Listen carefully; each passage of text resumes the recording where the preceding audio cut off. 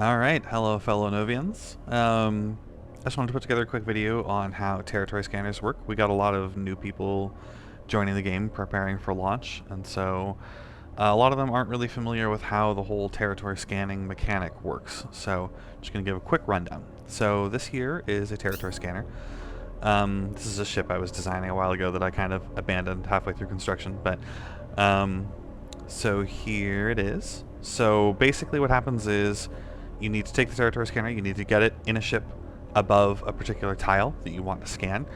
You can get up to 3 going on one ship at the same time by just placing the ship over top of the tile intersection. You call that a tri-scanner. So this is a tri-scanner ship. It has 2 more in the other corners of the ship, but I can't get to them with the current gravity. But yeah, so basically you get into position and then you have to wait for the ship to physics lock, which is something that happens when it sits still for about 3 seconds, not being controlled by anything.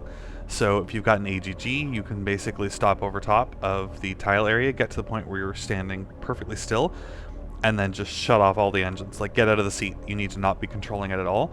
And if you just sort of look out the window, you can see it stabilize, and eventually it will just stop moving entirely. And at that point, you can go and turn the territory scanners on. Same thing happens when you land it on the ground. You can also, if you're landing on the ground, you can get out and just maneuver it. As soon as you maneuver it and let go, you know how it stops and freezes still in space. At that point, it's physics locked, so you're good to go. Basically, if the ship moves at all, like if it budges even a centimeter, you're toast, and all the scans are going to die. So you have to have it perfectly stable. So if you're doing AGG scanning, no ECUs. ECUs will break everything for you. Okay, so basically once you're in place, then you just fire it up here, you hit activate, and you just gotta wait 15 minutes. I'm currently on a Thales asteroid, which don't have territories right now, so there's nothing for it to scan. So it tells you what the territory ID is normally when you're actually over a territory. So as if you're activating multiples, you could take a quick look at the territory ID just to make sure that you're in different territories. But you get used to where you need to place it in order for it to work. If you're doing that, I think it's going to be a little bit before we see tri-scanners showing up, because they require a lot of resources. Yeah, so that's basically how the scanner itself works. Then you can put the scans in your linked container or in your inventory, and then if you want to see the results of what you've done, you can just go and look at them on the planet. So these are all my scans that I did on Alioth back right after the underground or the mining units were introduced. I did a bunch of scanning on Alioth. So I'm going to quickly view the planet. I was scanning south of the markets. So if we zoom in here and then switch your view here to scan results, you can now see these little yellow patches. So those are spots where I scanned. So I was running as a tri-scanner. I was doing it in AGG. So basically I'd stop on the corner of the hex and I would scan and do 3 tiles. And you see here there was nothing of interest. So I just carried on. And the way it works is there's heat maps. So if there is a resource somewhere, then basically there will be like a high point of that resource, and then it will dissipate out around it. So if I zoom out a little bit here, try to remember off the top of my head where I found acanthite. So here I found some silver. So basically, as I was scanning, when I hit this cluster here, I saw that there was 2. So 2 is nothing, it's useless. But that means that I'm near a cluster, right? I have hit a section of heat map where acanthite exists. So at that point, I knew I just needed to sort of scan it in a different direction. And the perk of using the tri-scanner is I knew which direction to go. So I saw that there was acanthite, and I knew which one it was on. And then here, I could see that there wasn't any. And here, again, I can see that there was, and now it's 17. And here, this one's 8, and this one's 3, so I know it's kind of that way. And then I ended up focusing in on here, where the actual center was.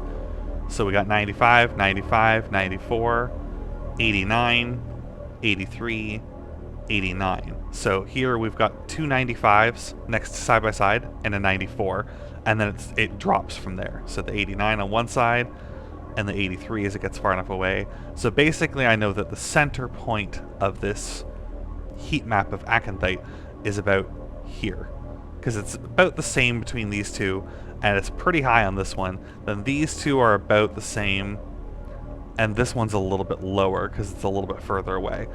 And then as you spread out, you'll see, like here, that's 1, 2, 3, 4, 5, 6 or so kilometers away, and that's 2. And here we got 1, 2, 3, 4, almost 5 kilometers away, and that's a 17. And then once you get up to more of the 6 kilometers away again, that's a 3. So basically it just focuses in. So different planets will have different high points, different low points. Generally higher tiers have smaller clusters, and also safe zone planets tend to have smaller clusters, and moons even smaller yet.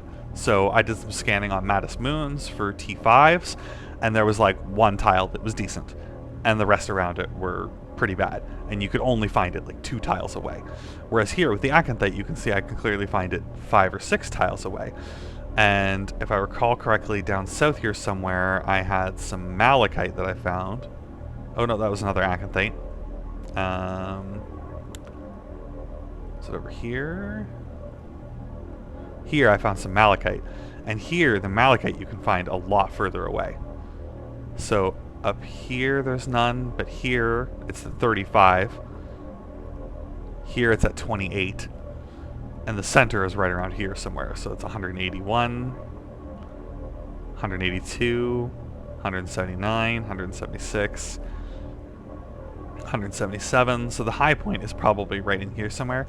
I think they were occupied at the time, so I didn't bother scanning them because I wasn't going to be able to take them. I was just looking for the highest one that I could get.